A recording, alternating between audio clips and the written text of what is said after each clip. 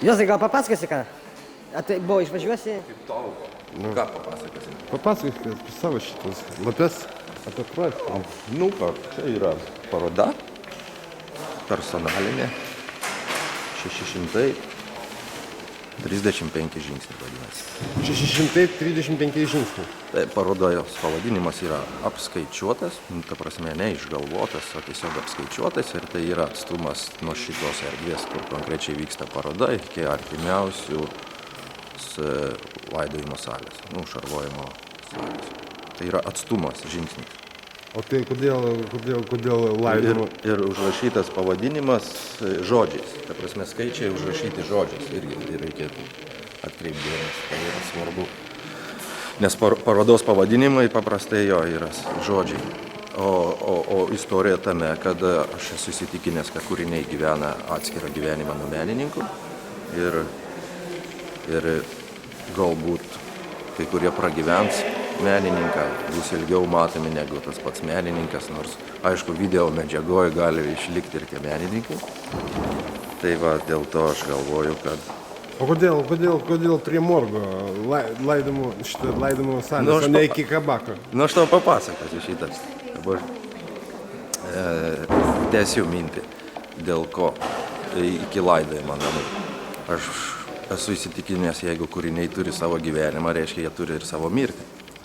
Tai galbūt paroda tam tikrą prasme gali būti ir kūrinio mirtis, gali kai kurie kūriniai tiesiog žūti. Ir čia yra jų tiesiog paskutinė paroda, dėl to tas atstumas iki laidojimo namų yra labai svarbus. Nes jeigu būtų atstumas nuo laidojimo namų iki parodų salės, tai mano manimu visi gerai žino, kad iš laidojimo namų jau į parodas nieko nebeneša. Ir visi kūriniai ir yra orientuoti, kad jie kažką užmena. Menas. Tai, ta prasme, tai nėra, kad jie yra visiškai jau baigti ir jie negali keisti. Aš jau minėjau, kad jie gyvena tiesiog savo. Reda Aurulytė išleis orą. Reda.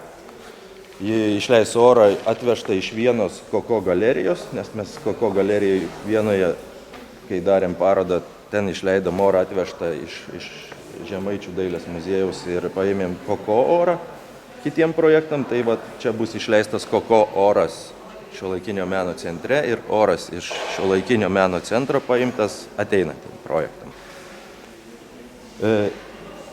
Trečias performances bus, kada Valentinas Klimašauskas, kuris kaip ir kuratorius, kuris dažys šitai lapei akis su Van Gogo dažais, kuriuos mes jau turim.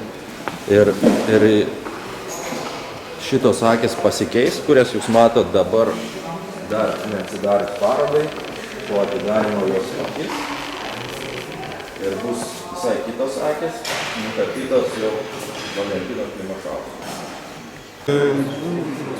Tokias spalvas suspaudė?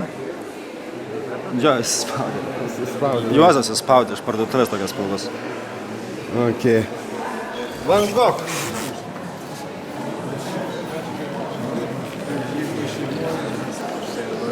Drąsiau drambi.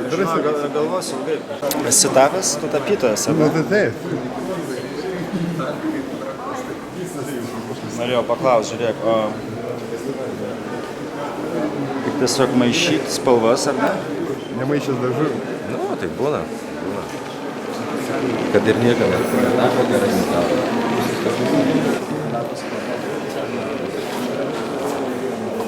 Ne, turinys turintis lapas. Turintis formalatą.